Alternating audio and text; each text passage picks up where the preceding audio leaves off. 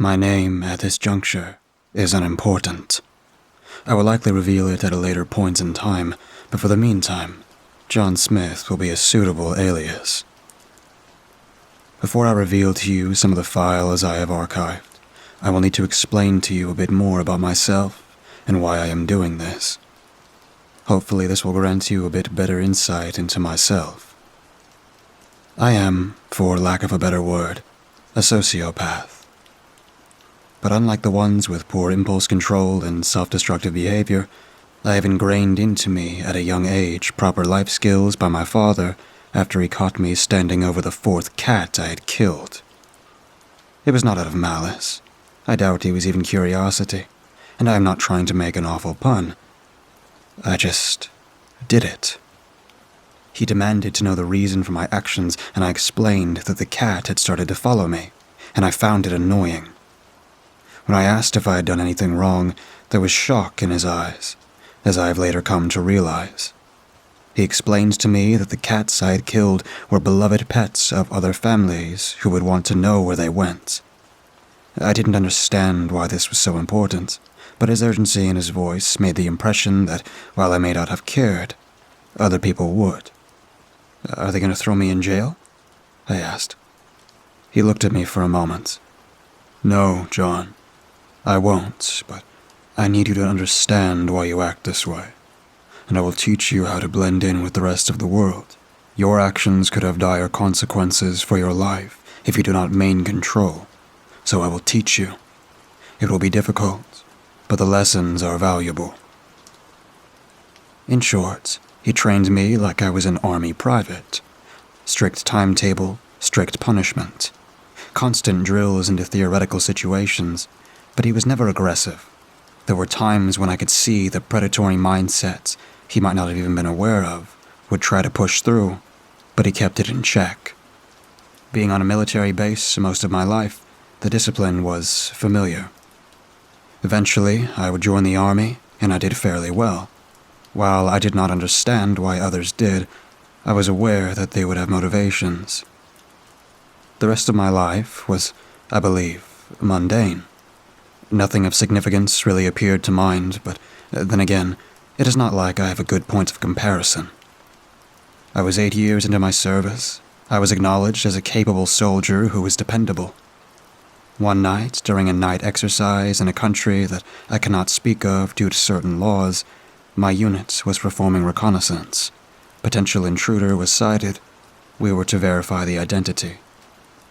6 soldiers walked into the forest that night. Only I walked out, and it is the only truly definitive point in my recent years. Deep into the forest, we were in standard search formation. Jacobs heard a crack of wood breaking and signaled us to halt. As our eyes swept around to locate the source, a rushing being charged into our line and took Hill. The scream was shortened by a loud crack. His neck was broken. Tommy went to investigate, but was dragged into the woods before anyone could countermand his actions. "Open fire?" I asked softly. "Negative. Our people might still be in there." Knives were drawn, and by that time another soldier was dragged, screaming into the woods. 3 soldiers left, and the discipline was diminishing. "To hell with it," grumbled Erickson behind me. As soon as the movement was heard, Erickson fired. We watched as the bullets hit the creature, but no wounds were visible. This tall, lanky creature slammed its fist into Erickson's head with a crunch noise that I cannot describe. I was grabbed and thrown to the side. My head smacked into the tree, and I was dazed.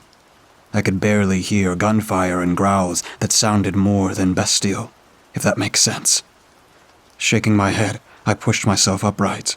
The gun was useless, and this being was far too quick and strong to be human, but did not match any known animal I'm aware of at that point in time. Rustling could be heard around me for 3 very tense minutes. They seemed to lead deeper into the woods. I was prepping to head in to verify the status of my men when I felt it standing behind me. "Empty," it said. This pale creature looking into me with presumably sunken eyes, revealing what looked like black eyes. The image of a piece of meat at the butcher's dangling by one of those large hooks immediately popped into mind. "Empty," it repeated. Then it turned around and slipped away. I couldn't move or act. Distant noises indicated that it was walking away, but the pace seemed more deliberate, like it was dragging my men.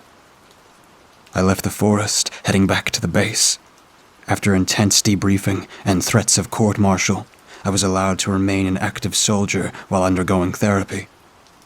Mental breakdown was the official diagnosis, while that unit was deemed MIA. They sent out 4 units to locate my old unit.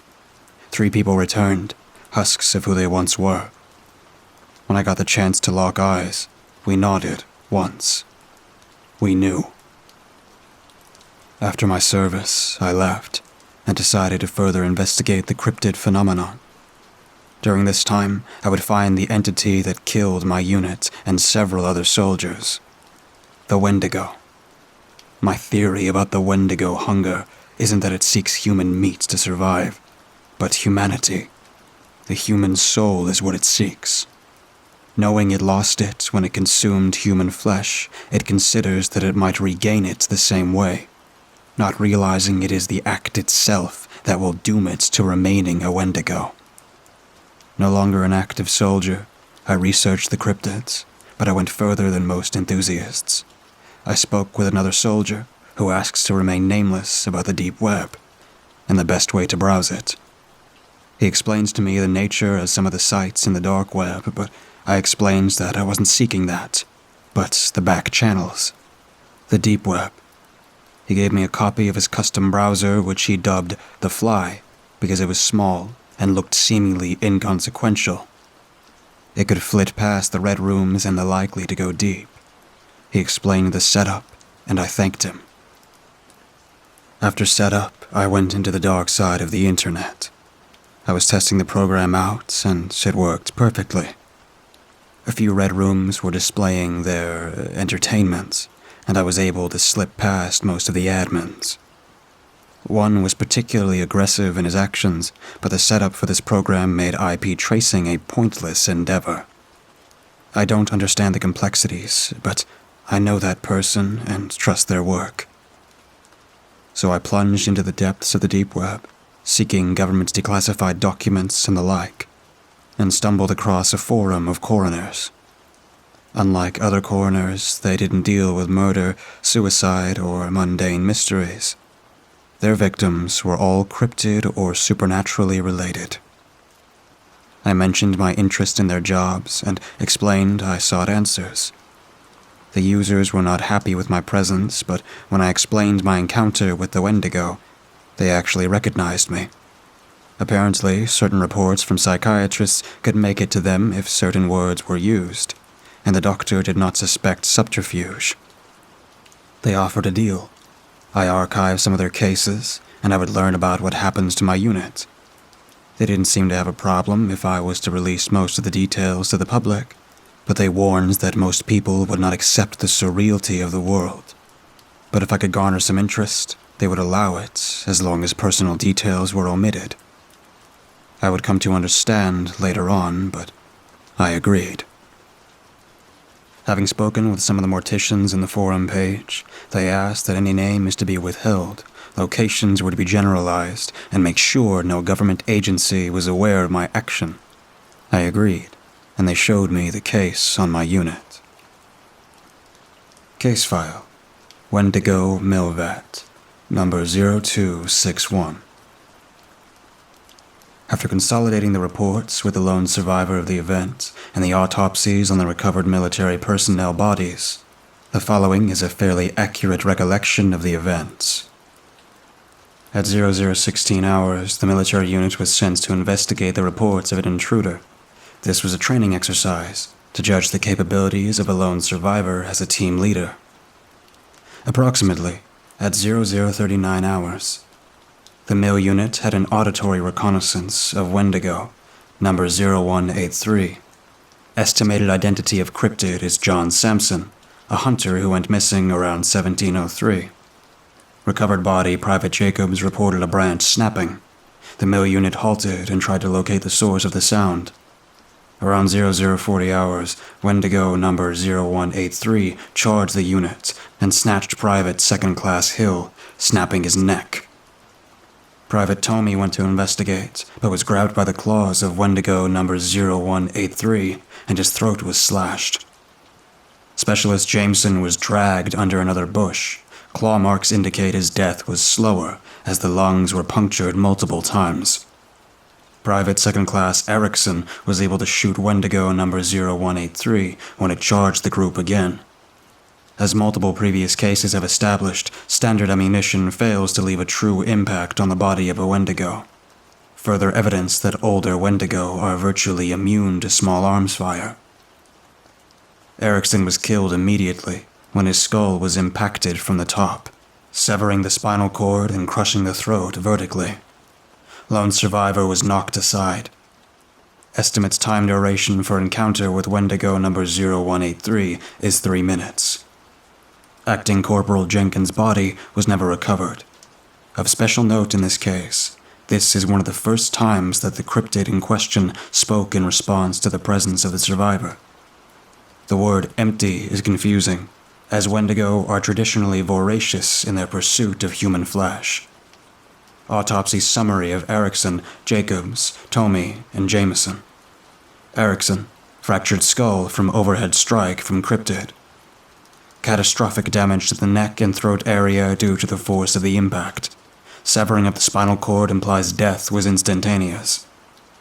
Jacobs, multiple stab wounds from the claws of the cryptid. Secondary infection was not able to infect the body. Body was still cremated as per protocol, as was Tomey. Tomey, throat slashed by the claws of the cryptid. Note, this is the same Tomey who witnessed the encounter of the police officer who encountered Skinwalker, Michigan Sub-Territory Number 4. Said police officer also reported on the mush corpse in the vehicle.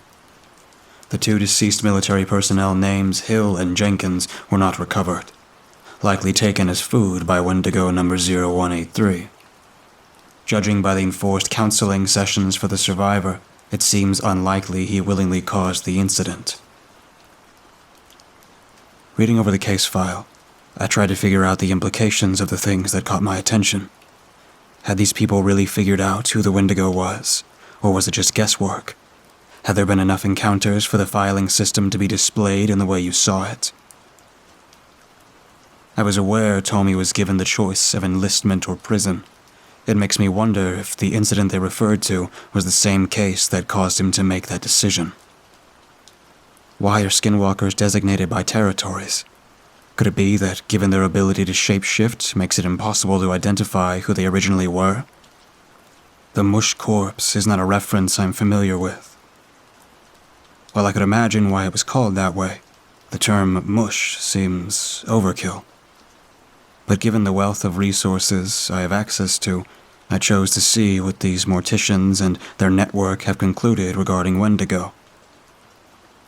Wendigo, humanoid cryptid.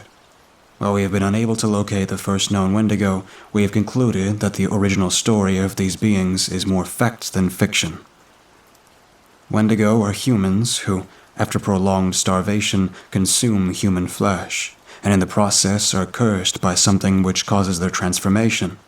The transformation is an approximate growth of limbs by 22%, and the fingernails elongate, sharpen, and harden to assist in catching more humans to consume. Why the Wendigo feels the need to consume human flesh is not readily apparent. It is speculated that it is the only meat that satiates their never-ending hunger. After consuming human flesh of a sufficient quality, older Wendigo requiring more, they return to a place of significance for them and hibernate for years. Fire seems to be the bane of these creatures, as it makes holding off the younger ones a more viable tactic. However, Wendigo who are over 2 centuries old seem to ignore the heat of the flames and ignore it as a stalling tactic. Weaponizing it against the Wendigo is the far superior option.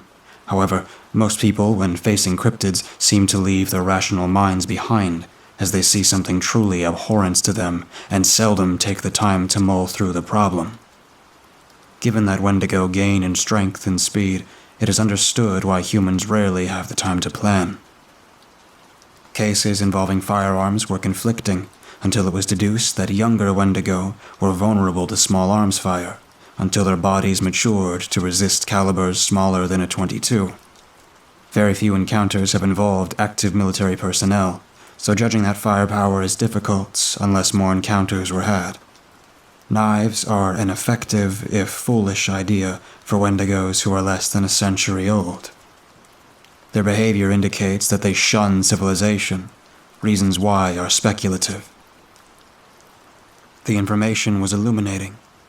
Hopefully this will be of benefit to you all.